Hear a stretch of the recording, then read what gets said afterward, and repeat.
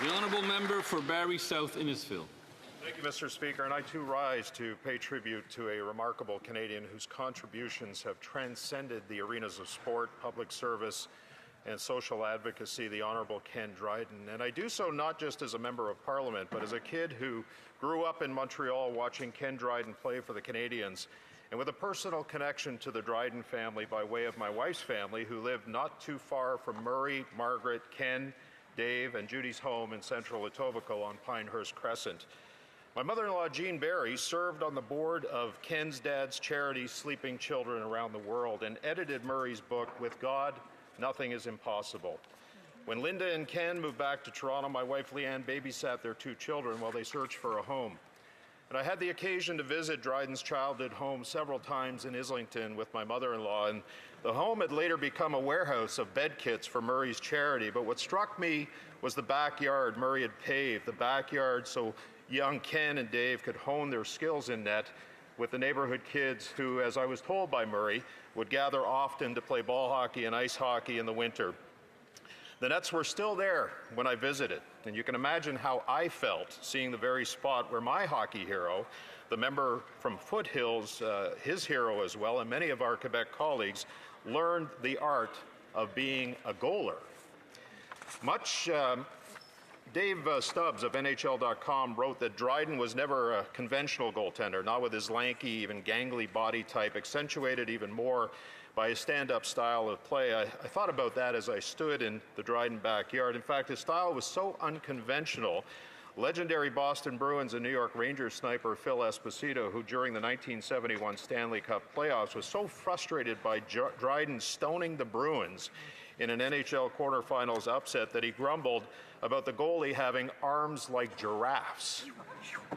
Well, more than half a century later, Esposito revisited the confusing comparison to a giraffe's anatomy after Dryden's death and said, okay, maybe he had the legs of a giraffe. Much has been said about his hockey accomplishments since the passing on September 5th. The Stanley Cups he won, the Vezina Trophy, the Conn Smythe Trophy, the 72 Summit Series, not finding out that he'd actually been drafted by the Boston Bruins in the 1964 NHL draft until the mid-70s. It was a much simpler time back then, Mr. Speaker. No cell phones, no internet, no hockey database websites. But it's what he accomplished outside of playing hockey that has been so intriguing. The legendary American broadcaster Al Michaels, who Dryden was sitting beside during the Miracle on Ice when arguably the greatest call in sports history was made, referred to Ken recently on a podcast as a Renaissance man who knew everything about, well, everything. Father Raymond D'Souza in the National Post said of Dryden, in team sports, no one ever packed so much achievement into his few years, only 8 seasons, as Dryden did. 6 Stanley Cups plus the 1972 Soviet Series. He said only Michael Jordan was comparable, but the 1992 U.S. basketball dream team was not nearly as important as that 1972 series. Dryden, astonishingly, was bigger off the ice than on it.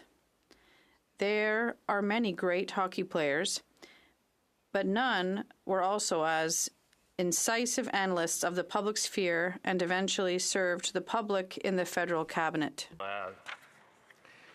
Ken Dryden spent a year in classrooms as Ontario's youth commissioner to more fully understand the challenges of education. He moved into a middle-class home for a week to observe what life was like for a typical Toronto family in the early 90s. His novel of that experience, The Moved and the Shaken, was a reminder that in public policy, in journalism, and in culture, to pay attention to not only the movers and the shakers, but those who they move and shake. And we would be wise to let that be a reminder to all of us as we contemplate on the decisions we make and the impact that it has on our fellow Canadians. Like every kid growing up in the era of Ken Dryden being the goaler for the Montreal Canadiens, he had inspired so many to play the position on the road or on the ice and rest using the Dryden pose, the blocker leaning on his stick, which has been immortalized in statues in Montreal and at the Hockey Hall of Fame. As D'Souza wrote this week, what other sports figure is sculpted at rest rather than in action. In the sports version of Auguste Rodin's The Thinker, because Dryden was the great sportsman thinker of his time, perhaps any time. Il n'y a jamais aucun doute sur la façon dont... There was never a doubt in the way that Ken Dryden lived his life, that he believed in miracles.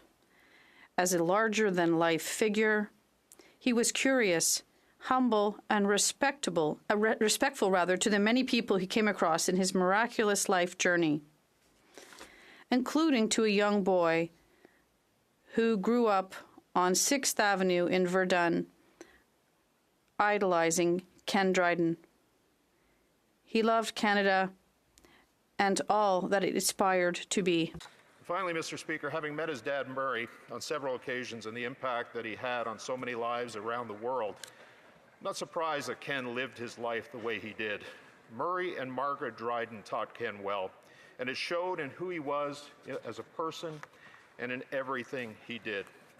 So on behalf of our Conservative team and our leader, with great respect and admiration for a truly remarkable Canadian and Canadienne, we send our condolences to Linda and the entire Dryden family. May Ken rest with his famous pose in peace. Thank you, Mr. Speaker.